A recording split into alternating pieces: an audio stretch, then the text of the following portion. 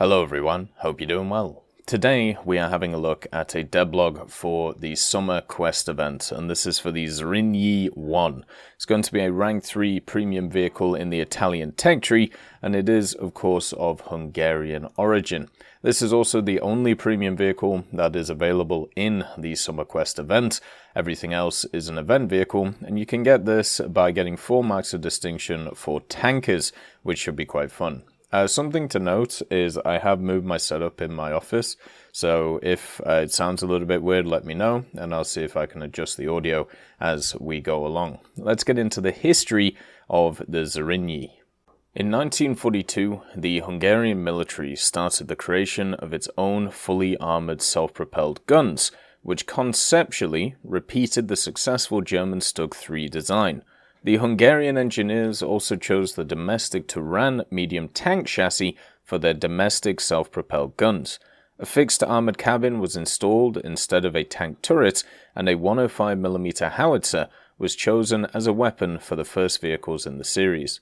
To ensure the transverse aiming angles of the gun, the Turan's hull had to be widened by 400mm. However, in terms of its main components, the new self-propelled guns were maximally unified with the vehicle.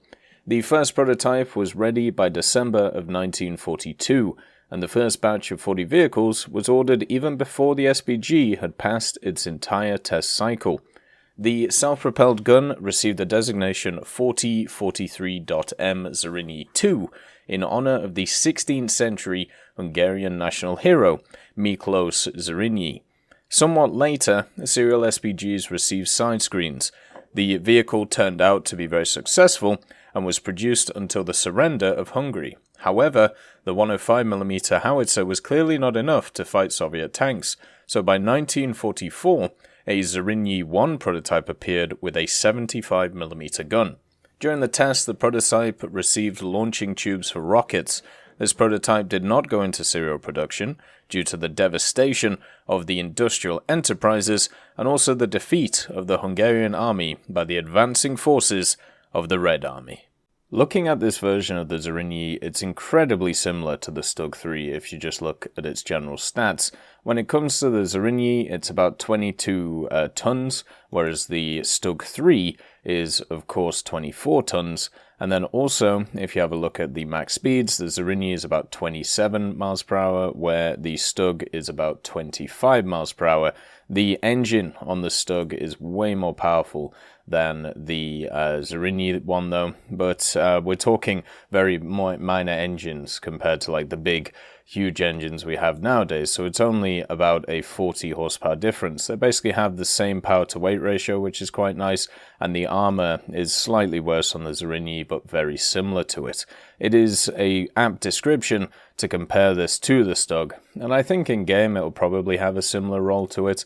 I think it's more likely to better compare it to the Semaventes though, especially the one with the long gun at the higher end of the Italian SPG line. The Zrínyi I comes in as a vehicle which I've been looking forward to for a long time.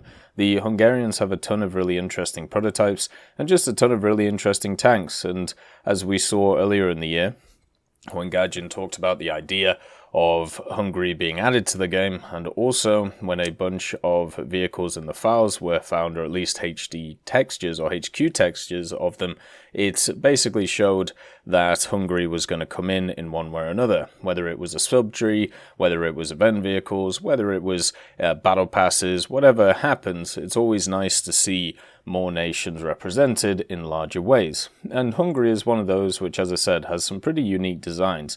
Even the Zrínyi itself, even though it's similar to the Semaventes and the Stugs and all of this, it does have unique features, especially this one. The 75mm gun, it is a long barrel, it does have access to AP and also have access to heat.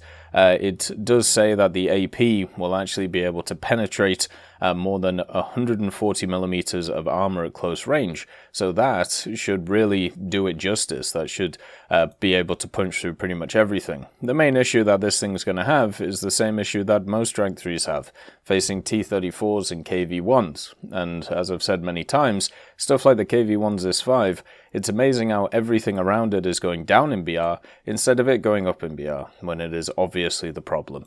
And the Zrínyi I will be a vehicle which will struggle against vehicles like that, just like everything else will, but I think it will do pretty well as a general SPG in that area. There's a lot of really cool ones there, you know, especially for Italy. You have the Semovente 9053, you got the Breda, which is sat there as well, and also just the standard Semoventes, which kind of turn up as well. It's going to be just really nice to add this to the lineup. The 4.0 Italian lineup is one that I actually go to try and get SPG tasks done when I get them for specials or dailies, because it's just a fun lineup, and this being added at least to a similar BR will increase that lineup as well. Being rank 3, it'll be useful for dailies, it'll be useful for specials, and it'll be useful for any events that go forward, and that's just really nice for the vehicle overall. It will mean that it'll have extended use when it comes to the game, and hopefully give people a platform to be able to play the Italian tree.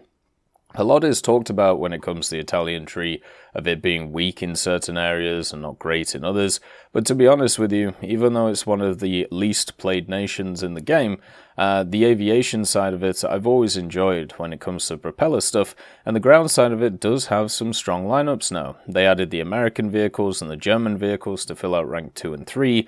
It has a banger of a 7.7 lineup. It has some really nice 9.0 lineups as well with the Centauros and the OF40s.